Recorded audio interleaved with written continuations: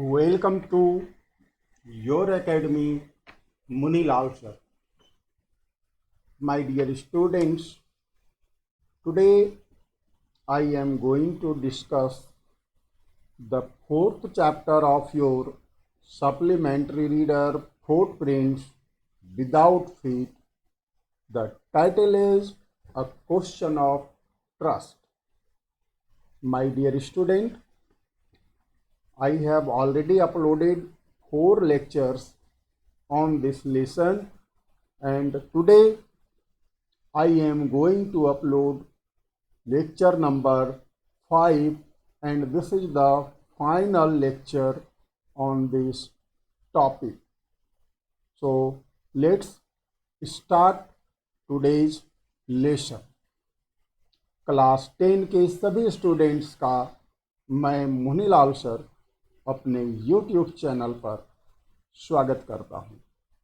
My dear students, आज मैं आपकी किताब फुटप्रिंट्स विदाउट फीट का chapter number 4 a question of trust का लेक्चर नंबर 4 अपलोड करने जा रहा हूँ।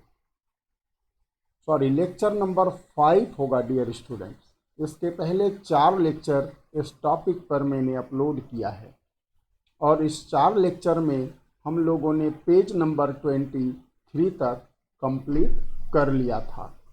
तो आइए आज 5th एंड फाइनल लेक्चर को सुनते हैं, देखते हैं और समझते हैं। तो डियर स्टूडेंट्स, आज हमारा जो लेक्चर स्टार्ट होने वाला है वह होगा पेज नंबर 24, जिसका फर्स्ट वर्ड है आपको मिल जाएगा एंड। ठीक है। तो डियर स्टूडेंट्स, जैसा कि आपको पिछले लेक्चर में बताया गया था कि हॉरेस डेनबी ने वादा किया है उस यंग लेडी से कि वह 1 घंटे के अंदर जो है उनके सारे ज्वेल्स, सारे आभूषण तिजोरी से बाहर निकालकर उसे दे देगा। तो बिल्कुल वैसा ही हुआ, and with in an hour. और कहता है 1 घंटे के भीतर Horace had opened the safe. Horace ने सेफ को खोल लिया था। गिवन हर द ज्वेल्स, आभूषण उस लेडी को दे दिया था।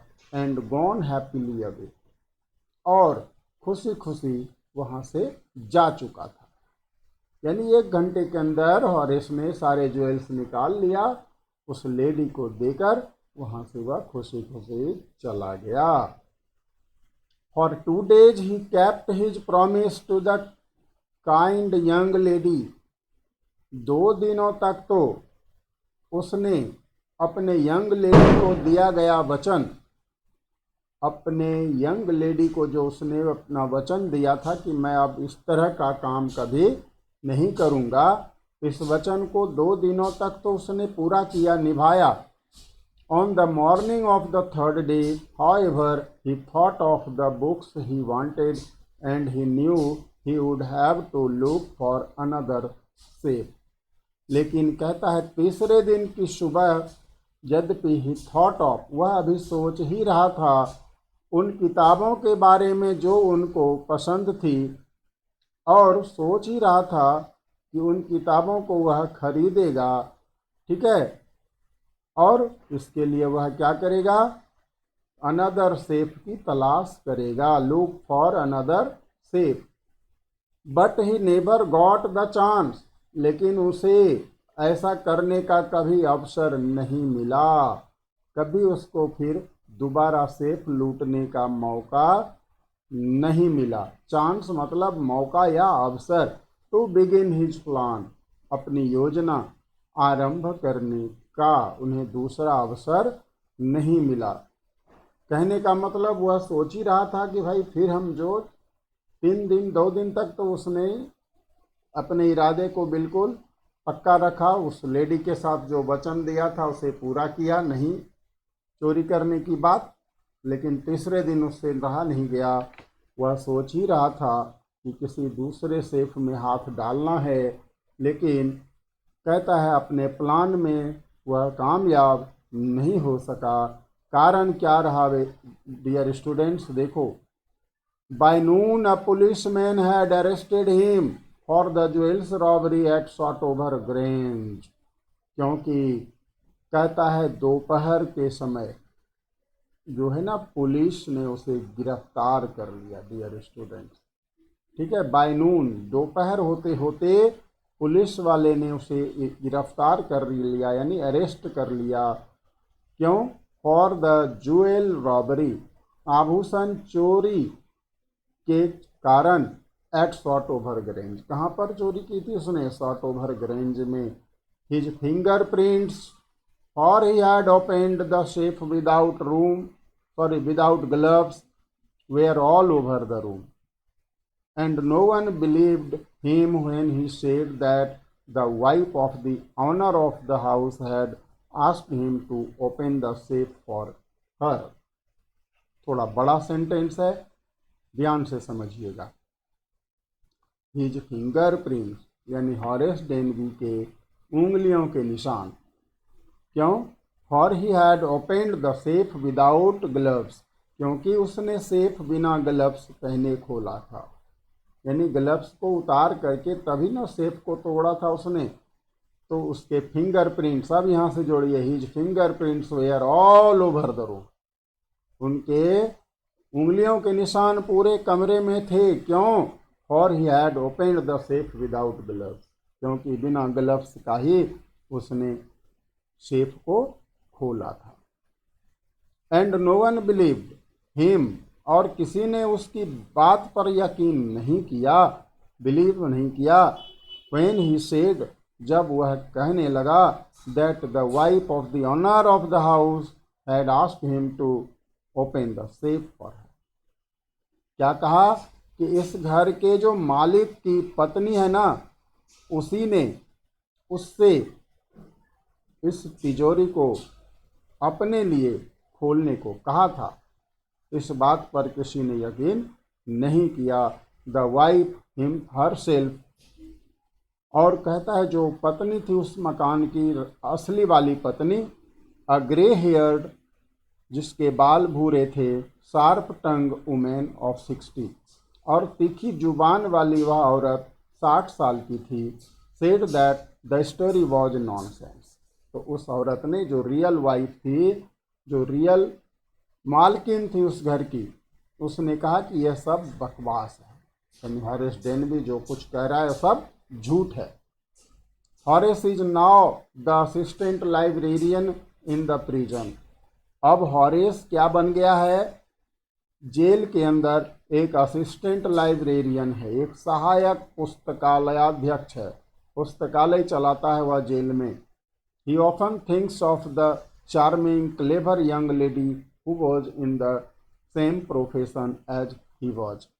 और वह जेल के अंदर अक्सर सोचता रहता है उस चार्मिंग क्लेवर यंग लेडी के बारे में, उस खूबसूरत चालाक स्त्री के बारे में, who was in the same profession as he was, जो कि उसी की तरह एक चोरी करने वाली थी, चोरी करने का धंधा करती थी।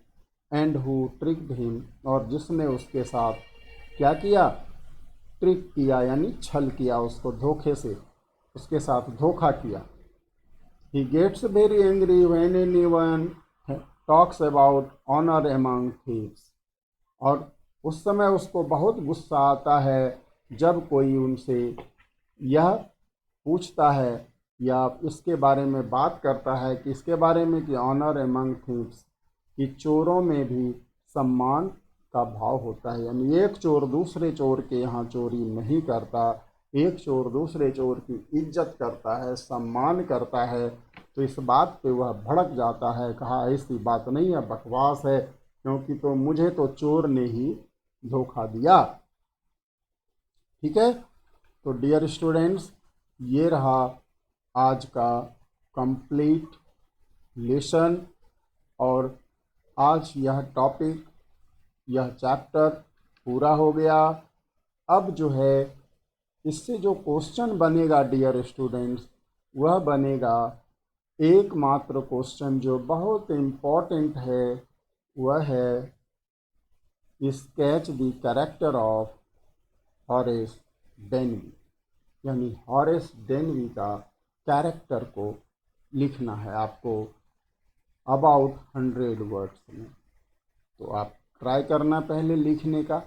कैरेक्टर में क्या कुछ लिखना है आपको पता ही है, मैंने बताया ही है कैरेक्टर में क्या लिखना है। उस कैरेक्टर का पूरा परिचय देना है, उम्र क्या थी, उसके गुण क्या थे, उसके लक्षण क्या थे, उसकी विशेषता क्या थी, उसकी कमजोरी क्या थी, वीकनेस क्या था उसमें। तो इन सब बातों को आप लिखोगे तो 10 लाइन्स में ज़्यादा से ज़्यादा लिखना है, ज़्यादा नहीं, 10 to 15 लाइन्स में आपका आंसर कंप्लीट हो जाएगा। और यदि नहीं होता है तब तो फिर मैं हूँ ही, मैं आपकी अवश्य मदद करूँगा, आप कमेंट कर देना, ठीक है। तो डियर स्टूडेंट्स, आज की वीडियो में इतना ही, फिर मिलेंगे नेक्स्ट वीडियो में।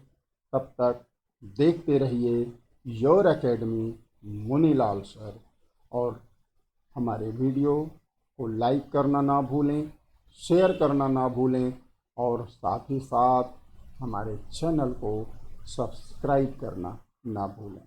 Thank you. जय हिंद, जय भारत।